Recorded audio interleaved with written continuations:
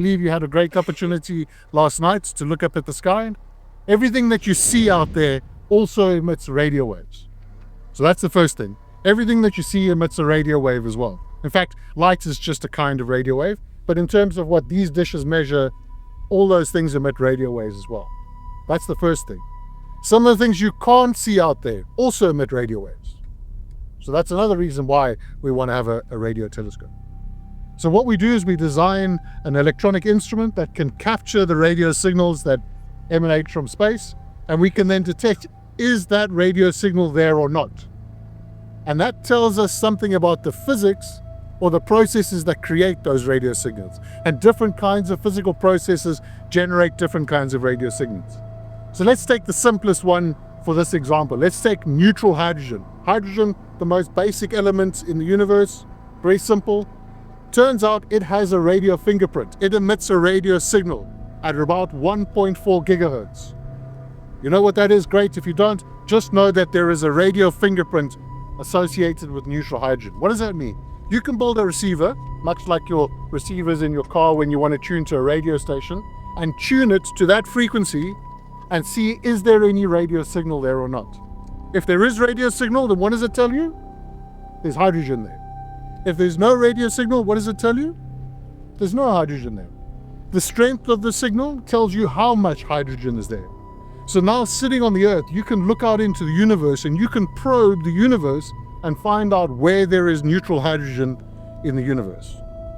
So that's the very basic premise of radio astronomy, is you want to detect those radio signals. Now, of course, just knowing that there's hydrogen out there is a useful thing to know. But if you want to understand the universe a little bit better, you want to know where that radio signal is coming from. You want to know where in the universe is generating that radio signal. And so now what you start doing is you start building dishes. Because what a dish allows you to do is a dish allows you to focus just on a certain patch of sky and see, is there any radio signal coming from that patch of sky? Turns out, the bigger and bigger and bigger and bigger you make the dish, the smaller and smaller and smaller patch of sky that you can become sensitive to. So if you imagine, if you want to build a picture of the sky, you build a massively big dish so that it focuses just on a very small patch of the sky, and then you just scan over the sky over and over and over, very similar to the way old printers used to work and the way that some scanners work by scanning the sky over and over and over again. And that'll give you the very detail of where that radio signal is coming from. The problem is, it's very difficult to build big dishes.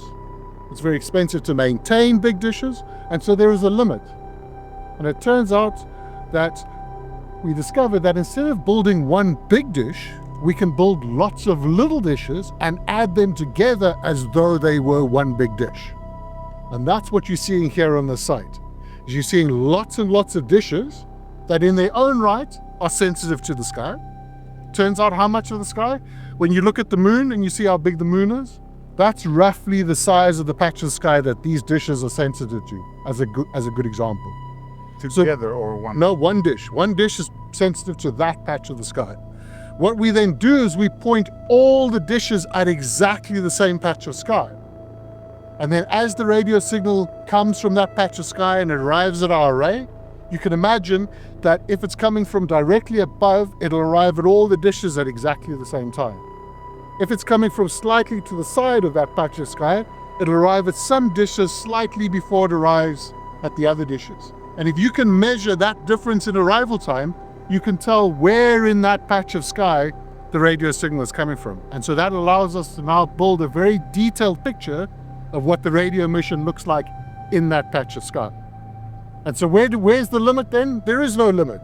The more and more and more dishes you add, the weaker and weaker signal you can see from that patch of sky. The further and further and further you move those dishes apart, as long as they can still all see that patch of sky, the finer and finer detail you can see of that patch of sky.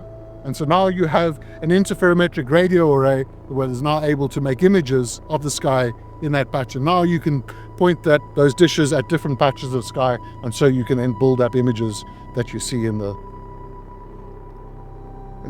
science journals and stuck up on the wall and so on. So that's the basic interferometry, radio astronomy 101, why we build arrays, why they look like they do, why we move the dishes as far apart from each other, just to make as much detail as we can inside that patch of sky.